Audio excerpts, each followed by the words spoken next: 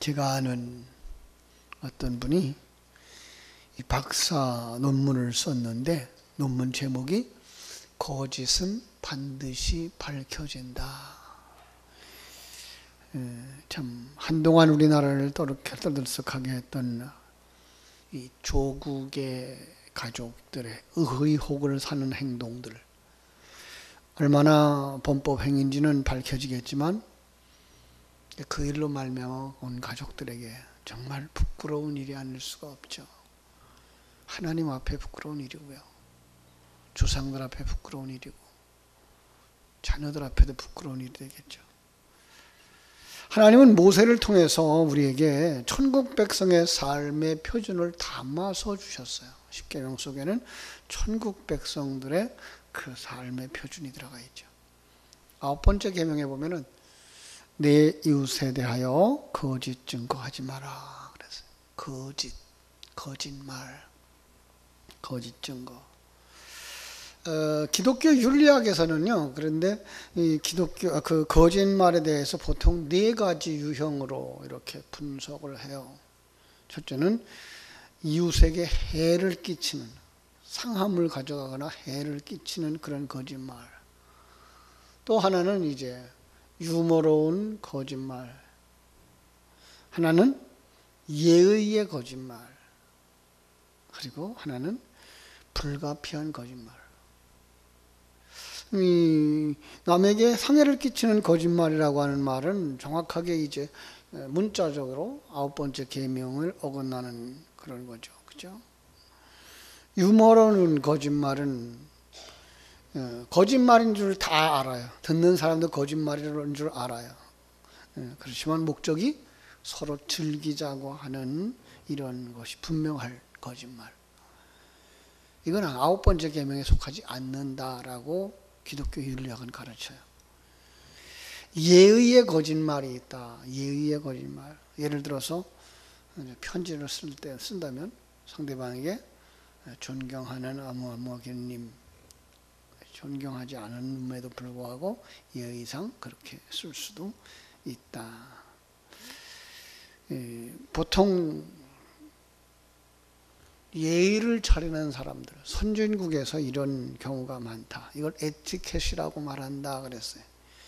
문화가 잘 발달해 있는 적절한 선에서 예의의 거짓말을 하는데, 배가 좀 안 찼어도 뭐라 그래요? 예, 충분히 먹었습니다. 음식이 입에 잘 안 맞아도 맛있게 먹었습니다. 이런 것들. 그러니까 이제 예의의 거짓말이다. 그런데 불가피한 거짓말이라는 말이 하나 더 있어요. 불가피한 거짓말. 진실을 말하면 이웃 사람의 생명이 위험에 빠지게 될 때, 분명한 상황에서 이웃의 생명을 살리기 위해서 거짓말하는 것이다. 예를 들어서 2차 대전 때에 참 독일군이 수색할 때 유태인들이 가정에 들어온 거죠. 그 독일군들이 쫓아와서 여기 유태인이 안 들어왔느냐라고 말할 때에 그 자신의 집에다가 은둔시켜 주고도 없다고 부인을 해서 돌려보냄으로 말미암아서 생명을 살린 사람들 많았다. 이 불가피한 거짓말에 대한 대표적인 사례라고 이렇게 이야기합니다. 그런데 이것을 절대로 반대했던 한 사람이 있었어요. 어거스틴이죠. 어거스틴은 신학자로서 이렇게 얘기했어요. 만일 어떤 사람의 생명을 구하기 위하여 은신을 요청하고 그 사람의 생명을 구하기 위하여 거짓말하는 것이 불가피할 때 어떻게 해야 됩니까? 라고 하는 질문을 했을 때, 죽음은 사람의 몸을 죽이지만 거짓말은 영혼을 죽인다는 이유를 들어서 거짓말하지 말라. 거짓말하는 것에 대해서 반대를 했어요. 그가 인용했던 성구들도 거짓말하는 자는 멸하리라. 모든 거짓은 진리에서 나지 않았다. 이런 말들을 인용했기 때문에 그렇습니다. 그러니까 어거스틴에 의하면 우리는 물론 다른 사람들을 돕는 삶을 살아야 되지만 거짓말을 하여서 자기 영혼을 희생시키면서까지 남을 도울 필요는 없다, 이런 뜻이었다 그래요. 왜 이렇게 강압적인 참 인정머리 없는 이러한 이론을 내놨을까요? 성경을, 사건을 문자적으로 해석했기 때문에 그래요. 예. 그러니까 성경에 나오는 글자를 보고서 그걸 영적인 내용을 담아준 그릇으로 보지 못하고 그냥 세상적인 그 사건과 세상적인 국어 사전적인 그 의미로 해석을 했기 때문에 그런 거죠. 그죠? 이렇게 되면 아주 어려운 난제를 만납니다. 성경 속에 나오는 출애굽기 1장 15절에 가면은 히브리 여인이 애굽 여인과 같지 아니하여 건장하여 산파가 그들에게 이르기 전에 해산하였나이다. 산파들의 거짓말이죠. 이 거짓말인데 하나님이 어떻게 해요? 그들의 행위를 축복하시오. 그들의 행위를. 이해가 잘 안 되잖아요. 분명히 거짓말을 했는데, 그죠? 그리고 기생 라합이 여리고성에 정탐 왔던 두 사람, 정탐꾼, 지붕 위에다가 거적대기를 덮어주고, 그죠? 찾아온 사람들에게 거짓말을 함으로 말미암아 그들이 살렸죠. 그 말로 말미암아, 그 일로 말미암아 이 라합도 구원받는 역사가 있잖아요, 그죠? 이러한 이야기들을 성경 속에서 찾아보면 해석할 수가 없는 거죠, 그죠? 복음주의자들이 주장하는 해석은요, 진리를 전하지 않고 진리를 담아준 그릇만 전하고 있는 것을 거짓말이라고 이야기한다, 이렇게 해석하죠. 일상적인 그 삶 속에서 믿음으로 살 겁니다. 그러면 살다가 때로는 사람을 살리기 위해서 거짓말도 할 수 있다라고 보는 거예요. 그러나 이 세상이 전부인 것처럼 살게 하거나 십자가 지는 삶이 성도에 마땅한 삶을 묵인하고, 그렇죠? 평안만이 전부인 양 이 세상에서 잘 먹고 잘 살고 형통하게 사는 것이 하나님의 축복인 양 해석을 해나가는 사람들, 그걸 갖다 뭐라 그래요? 거짓말이라고 말하는 거죠. 물론 이 땅에서 살아가는 모든 것들이 하나님의 은혜죠. 그래서 그것만, 잘 사는 것만이, 형통하는 삶을 사는 것만이 하나님의 축복이라 그러면 뭐예요? 가난하게 사는 삶은 저주가 되는 거죠. 예수님은 그럼 이 세상에서 부하게 살았을까요? 가난하게 살았을까요? 바울 사도의 삶은 부했을까요? 가난했을까요? 저주받은 삶일까요? 우리 믿음의 본을 보여준 예수 그리스도요, 진리를 정립하고 행동으로 보여준 바울 사도인데 불구하고 그렇게 해석이 되는 거죠. 오늘 본문의 사건도 그런 면에서 복음으로 해석할 수 있어야지 세상적이고 국어사전적인 해석을 한다면 아주 미흡할 수밖에 없는 부분이라고 할 겁니다. 자, 바로 앞에서 어제 살펴봤던 말씀이죠. 물건을 서로 통용하는 교회의 모습들을 보았습니다. 그죠? 기도하고 그 기도하면서 성령 충만하자 그들은 자기들의 물건을 자기 것으로 여기지 아니하고 조금 더 아까워하지 아니하고 서로 통용하였다. 믿는 무리가 한 마음과 한 뜻이 되어서 모든 물건을 서로 통용하고 자기 재물을 조금 더 자기의 것이라 하는 이가 하나도 없었다. 뿐만 아니라 마지막 부분에 가면 요셉이라고 하는 사람이 있죠. 별명이 바나바라. 요셉이 자기 밭을 있어요. 그걸 팔아서 그 밭을 사도들의 발 앞에 내놓고 가난한 자들과 함께 나눴으면 좋겠습니다 하고서는 드린 거죠. 자, 그걸 보고서 어떤 면에서 칭송이 있었을지도 몰라요. 그죠? 많은 사람들 앞에 광고도 했을지도 몰라요. 그죠? 그리고 이 부부가 정말 그걸 하나님 앞에 감사하며 사람들의 모습 속에서는 그가 그것을 자랑거리 되게 되었다라는 식으로 보았던 것 같아요. 이 아나니아와 삽비라가 그래서 그것을 흉내내서 자기들도 그러한 칭찬을 받고 싶고 많은 사람들의 자랑거리가 되고 싶다는 생각을 했어요.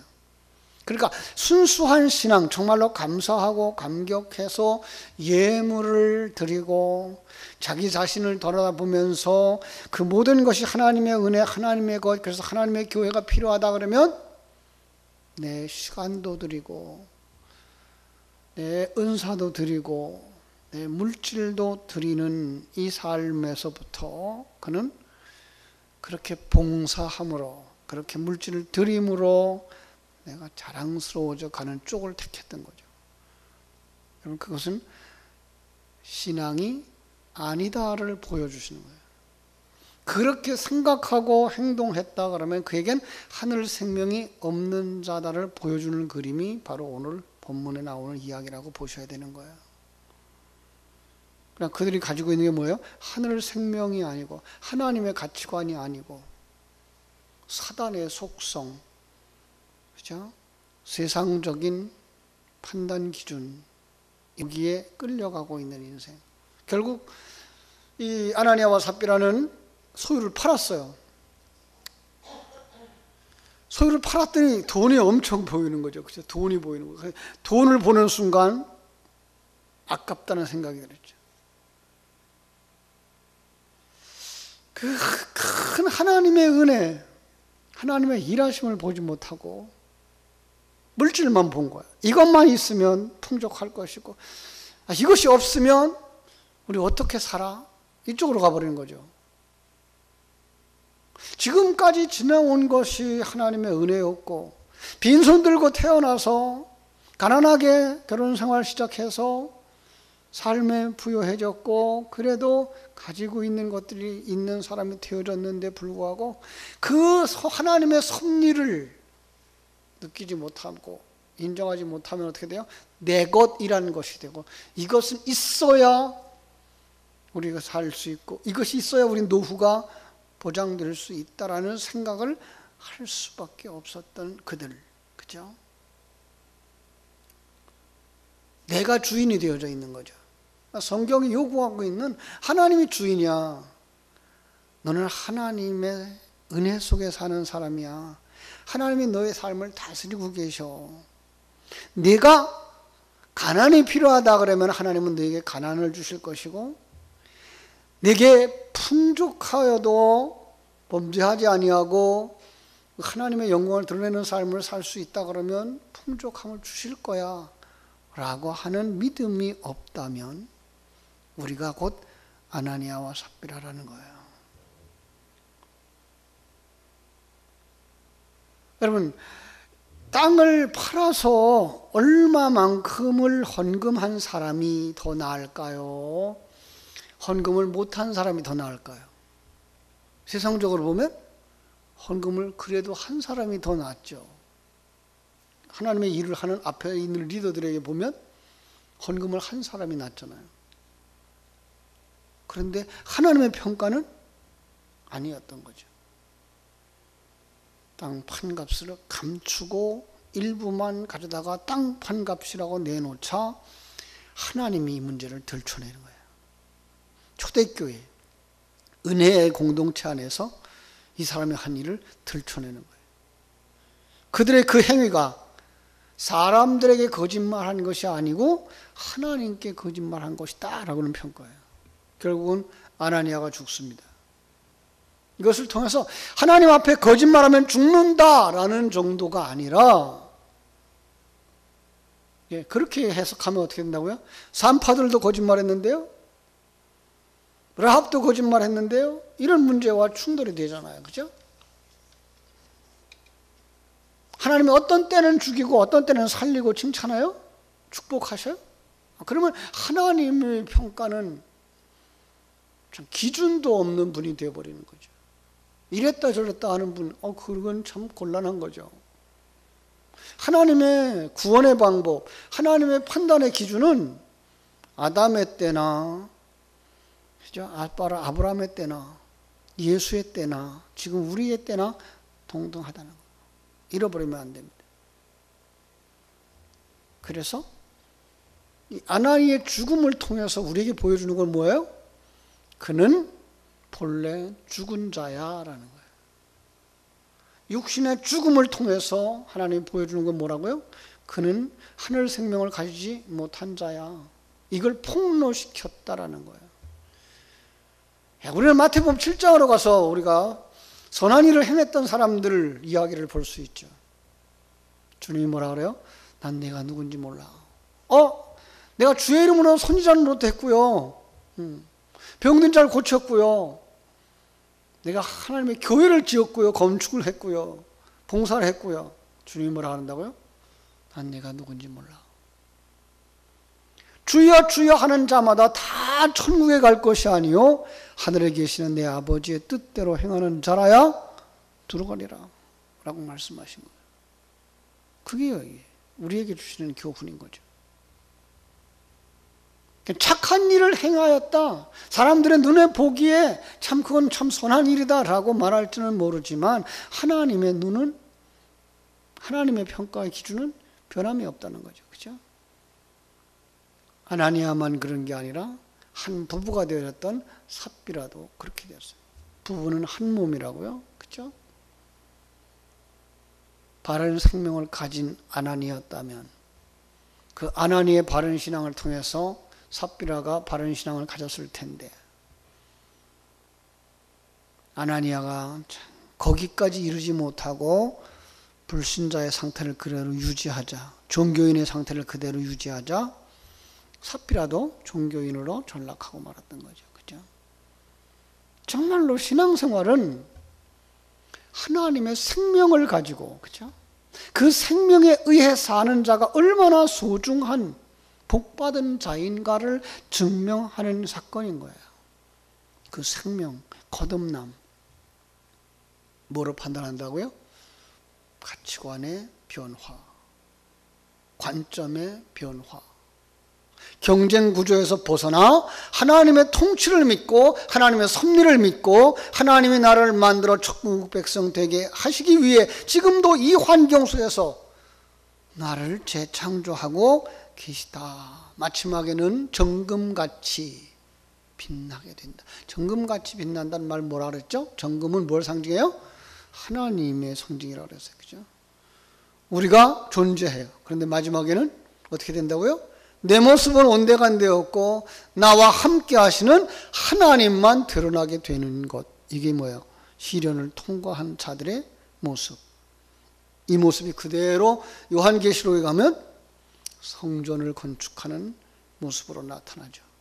그래서 성전에 수없이 말, 가로가 세로가 12,000 스타디오, 높이가 12,000 스타디오는 성전인데 거기가 모두가 다 사람의 모습은 온데간데 없고 뭐가 있어요? 보석들로 가득 찬 거죠. 네, 보석이에요. 보석은 누구라고요? 하나님. 이게 성전이에요. 내가 있어요. 분명히 있어요. 그런데 불구하고 나는 없어지고 내 안에 하나님만 계셔서 그 하나님만 드러내는 삶. 이게 바로 우리의 온전하게 완성된 모습인 것을 알 수가 있습니다. 여러분, 이 사건과 대조를 이루고 있는 하나의 사건을 하나 가져와 볼게요. 마태복음 26장 6절로 13절에 나오는데요. 예수님이 마지막을 준비하고 있죠. 마지막 주간이래요. 준비하고 있는데 그 베다니 문둥병자의 집에 들어가서 식사를 할 때에 한 여인이 아주 귀중한 나드 향유 한 병을 가지고 와서 깨서 예수님의 머리에 붓고 발에 부어요. 자, 그리고 자기의 머리를 풀어서, 여인이에요. 여인이 머리를 풀어서 예수의 발을 닦아요. 그런데 이걸 세상의 눈만 가지고 있는 아직 거듭나지 못한 제자들은 굉장히 화를 내죠. 저 아까운 것을 왜 저렇게 허비하는가? 예수님은 뭐라 그래요? 그냥 두어라. 그러면서 하는 말이 복음이 전파되는 곳에는 이 여인의 행위가 전파되리라. 이게 복음이라는 거예요. 어떤 복음이죠? 거기에 바른 신앙 고백이 있어요. 예수님은 성령의 사람인 거 맞고요. 더 중요한 건 이 여인의 머리라는 거죠. 나는 당신을 머리 위에 모시고 삽니다. 그래서 그 머리로 예수님의 발을 씻는 거예요. 여러분, 오늘 우리들의 삶 속에서 정말 자기 전 재산이에요. 그 여인에게 있어서는 이 나드한 거는 보통 1년의 품삯이라고 이렇게 기록들을 하고 있죠. 자기 전 재산이에요. 여인에게 있어서 얼마나 아까운 재산이겠어요. 그걸 아낌없이 드리는. 이게 복음을 깨달은 사람의 헌신인 거예요. 우리는 기억했으면 좋겠습니다. 나는 이렇게 믿고 인정하고 실천하는 생명을 가진 사람인가? 예, 우리의 신앙이 과연 기도하면 하나님이 조금 더 나은 형편을 주시겠지, 내가 만난 모든 문제에서 해결해 주셔서 평안하게 해주시겠지, 그 정도가 아닌 이미 받은 은혜에 대한 인정, 지금도 하나님이 나와 함께 하신다고 하는 그 사실에 대한 평안함, 내가 가지고 있는 어떤 것들도 다 하나님께로부터 오지 아니한 것이 없다고 생각하고 하나님이 필요하다 그러면 나는 드릴 수 있고, 내 남은 세계도 하나님은 지금까지 인도해 주신 것처럼 인도해 주실 것이라고 하는 그 확실한 믿음, 여러분, 이 믿음을 위해서 우리 기도해야 될 겁니다. 오늘 저녁부터 이제 다니엘 기도회가 시작되는데요, 여러분들이 참여하셔서 20하루 동안 저녁마다, 주일날 밤에도 모입니다. 이 은혜의 말씀을 같이 나눌 때 저분들 속에 역사하셨던 하나님, 저분들이 어떤 신앙을 가지고 있는가, 저분들 가운데 아직도 세상적인 눈만 가지고 평가하는 사람들도 있을 거예요. 그때 우리는 한 단계 더 나가서 정말 하늘 생명 가진 자의 삶을 사는 것이 무엇인가를 묵상하면서 더 풍성한 은혜, 임마누엘을 누리는 성도, 하늘 소망을 가지고 내게 주어진 모든 것들을 감사할 수 있는 이런 복 있는 성도들로 세워져 가기를 주님의 이름으로 축원합니다.